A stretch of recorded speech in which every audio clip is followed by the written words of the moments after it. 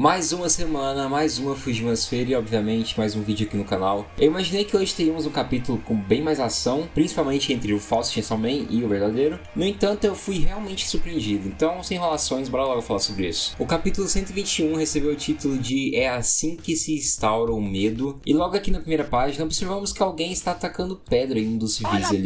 Obviamente que aquela pessoa que recebeu o ataque tenta entender o que está acontecendo, e a gente observa que é a Fame que está fazendo aquilo. E ainda com aquele rosto choroso, digno da nossa representante da Coitadolândia, ela questiona se aquela pessoa atingida está agora com medo dela. Outro cidadão observa tudo aquilo e aponta que aquela garota é bem maluca, perguntando para aquele cara se ele não quer que eles chamem os vigilantes. E gosto muito de perceber essa existência dos vigilantes aqui, que são esses humanos comuns que estão caçando mini chainsaws e outros demônios, né? Algo que observamos esse extremismo crescendo desde o surgimento da igreja do Chainsaw Man. Enfim, aquele homem que recebeu a pedrada começa a dizer que não acha que é necessário, mas antes de concluir seu raciocínio, a pessoa que recém chegou na cena acaba recebendo uma nova pedrada. A Fame continua, mas agora falando mais alto. Ela busca certeza se aquilo doeu e questiona se aquela pessoa acabou de sentir como se estivesse nas profundezas do terror, reiterando que isso é o que ela deve fazer, que essa é a sua missão. Mas obviamente todos esses ataques não estão causando esse terror todo que ela está procurando. E isso é muito louco, né? É um demônio poderoso, mas ela não tem muita consciência do terror, do mal. A sua visão de mundo é realmente deturpada. Entende que a morte pode ser uma salvação, mas ao mesmo passo tem uma empatia muito estranha com a humanidade. Isso é muito louco, né? Ainda mais quando a gente relaciona com o demônio da fome. A Fame continua dizendo que ela precisa deixar todos eles com medo e depois salvá-los. Dizendo isso, ela continua arremessando novas pedras. Porém, o alvo da vez acaba acertando uma criança. Algo que parece que ter machucado muito mais do que as outras vítimas, já que aqui aparentemente parece ter acertado seu olho. Obviamente, todas aquelas pessoas acolhem o menino e também olham com raiva para a Fame, que deixa ela ainda mais apavorada. É uma loucura, ela quer ser aceita, ela tem toda essa empatia com a humanidade, mas mesmo assim está em um caminho de tentar causar terror para todos aqueles. Seu choque é quebrado de forma cômica pela queda. Ela aperta as bochechas da Fame e aponta o quanto que ela é uma idiota, que aquelas pessoas não estão com medo, e sim com raiva. Aquelas pessoas, observando a chegada da queda, falam para chamar os vigilantes, e sem mais nem menos a queda diz que é assim que instaura o medo. Antes de podermos visualizar o que ela fez, nossa atenção volta para o Denji e para o falso. Nosso protagonista indaga sobre os erros que ele cometeu, que aquele falso está apontando, mas antes que pudesse desenvolver mais aquela situação, Denji começa a observar várias coisas flutuando em sua direção. E logo ele percebe que são inúmeras pessoas que estão indo em sua direção, novamente caindo, aquele poder que a gente bem conhece da queda, né? Que é simplesmente sensacional. As pessoas estão gritando em desespero, afinal de contas estão perdendo qualquer tipo de apoio, de forma rápida estão chegando de certo modo no fim de suas vidas. Ao observar todo aquele terror, Yoro começa a recordar que talvez aquilo seja algo que ela já conhece. Todo aquele desastre também estava sendo observado pelo Denji, porém ele apenas reage de imediato quando observa uma mulher próxima a ele que está caindo. Ele retrai as motosserras, tenta segurar ela, mas todo esse poder da queda é realmente complicado de se lidar. Denji continua se esforçando ao máximo. Já o falso aponta algo bem importante. Ele pergunta se o Chainsaw só salvou aquela pessoa por ela ser uma mulher. E sabemos que há muita verdade nesse questionamento. Denji é falho e de certo modo nunca se preocupou em estampar, em propagar a virtude. Denji, quando o assunto é salvar pessoas, por muitas vezes ele se leva para o lado totalmente pessoal. É como se ele não fosse obrigado a salvar todo mundo. Se ele não teve vontade de fazer aquilo, ele não vai fazer aquilo. E quando o assunto são mulheres, o tratamento muda um pouco. E isso se relaciona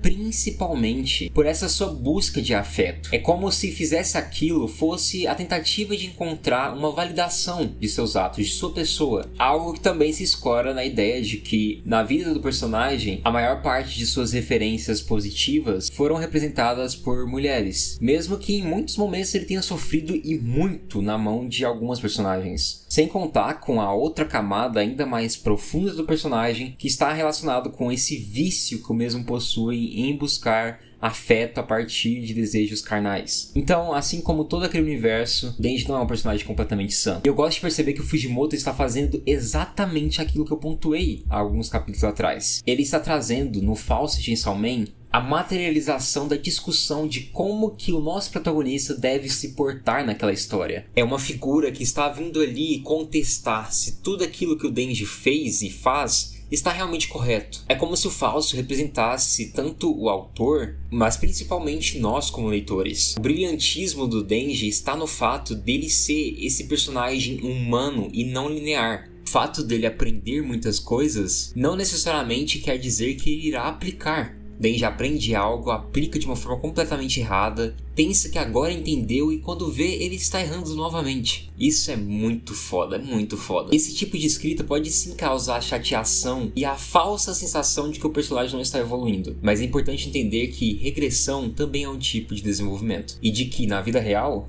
não aprendemos de uma hora para outra. E eu sinto que é desse embate de ideais que talvez tenhamos um personagem mais maturo. Mas enfim, o Fausto se dirige até o Denji, riscando o chão com sua motosserra, e com isso o verdadeiro Chainsaw Man clama pela ajuda da Yoro, para obviamente conseguir evitar aquele ataque e também salvar aquela humana. E aqui temos todo esse close no rosto da Yoro, que estampa ela tentando entender a situação, e quando concluído, uma felicidade genuína. Ela simplesmente aponta para aquela mulher que o Denji estava salvando e atira em seu braço, destruindo qualquer tipo de salvação que aqui poderia existir. E é óbvio que isso deixa aquela mulher muito assustada. E olha, isso daqui me surpreendeu, mesmo sabendo de toda a maldade da Yoro. Isso daqui foi muito cruel, sim. E tudo piora quando observamos que a guerra está simplesmente debochando daquilo tudo. Simplesmente rindo e imitando aquele grito daquela mulher que acabou morrendo. O Denji volta com as suas serras e diz que a Yoro é bonitinha, mas que no fim é um demônio ordinário.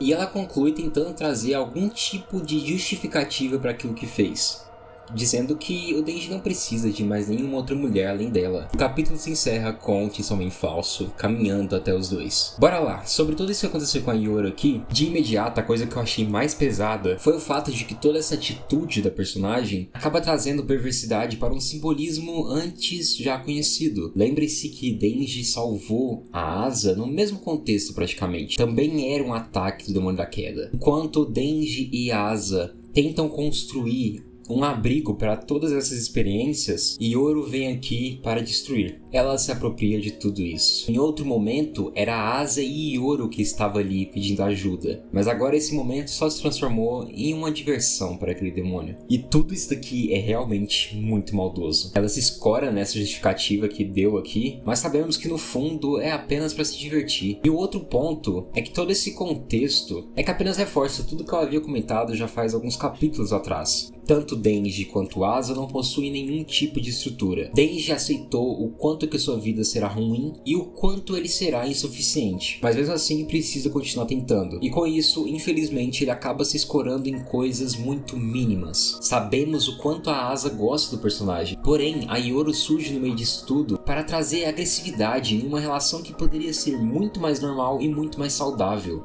Ela usa do corpo e dos sentimentos da Asa, ela trata o Denji como quiser, e no fim, parece que não há muita escapatória. Eu gostaria muito de acreditar que o Denji, depois de ter visto isso aqui que aconteceu, começasse a entender que realmente ele está indo para um lugar que ele não deveria ir. Que na realidade ele deveria estar muito mais preocupado em tentar salvar a Asa do que simplesmente se divertir com esse demônio. Mas não sei, quando eu lembro do último capítulo, no qual vimos os dois se divertindo andando de bicicleta e inúmeros civis morrendo, eu não consigo ver o Denji conseguindo enfrentar tudo isso. E sério, é muito triste perceber que a Asa vem perdendo cada vez mais a sua autonomia. A Asa percebeu faz tempo já as maldades daquele ser. Ela começou até mesmo a revidar, mas tudo ficava muito confuso, principalmente porque a Yoro trazia poder e formas da mesma conseguir sobreviver. Quando a Asa entende que o grande mal será oriundo do demônio da guerra, ela surta e tenta encontrar alguma forma de enfrentar tudo aquilo. Porém, o que acontece? Acontece aquilo que eu falei que era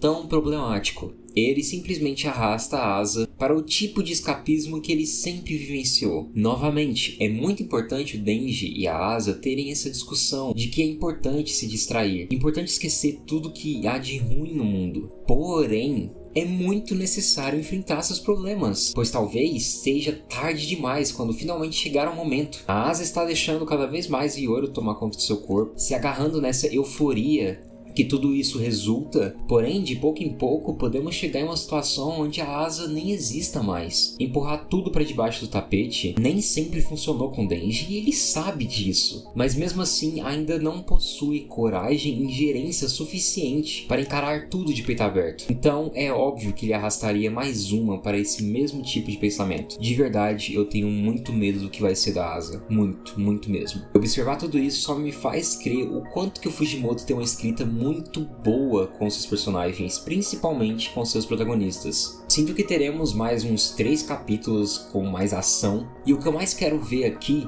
é toda essa nova luta com a queda, já que agora pode trazer um sentido muito mais pessimista do que antes. Talvez o personagem vai ter que enfrentar muito mais seus pensamentos, e isso vai gerar cenas insanas, eu realmente acredito nisso. E também porque eu quero ver a descoberta da verdadeira Fame. O Fujimoto continua cozinhando. Sinceramente, cada vez mais eu venho acreditando que o final de Chainsaw Man vai ser bastante agridoce. Mas enfim, o que vocês acharam do vídeo e do capítulo? Não se esqueçam de avaliar, comentar e principalmente compartilhar, isso ajuda pra caralho. Eu realmente gostei muito do capítulo, apesar dele ter sido curto, deu pra falar bastante coisa. Confesso que esses últimos dias vêm sendo complicados, mas eu não posso parar, tem muita coisa pra fazer. E eu quero agradecer muito mesmo, por cada um de vocês. Eu já falei isso muitas e muitas vezes, mas o canal, vocês me salvam diariamente. Meu muito obrigado, de verdade. Também quero agradecer de forma especial os membros. É vital ter essa ajuda direta com os projetos do canal. Sério, muito obrigado mesmo. É isso, eu espero vocês no final de semana. Tô querendo muito entregar mais um vídeo nessa semana. E até mais.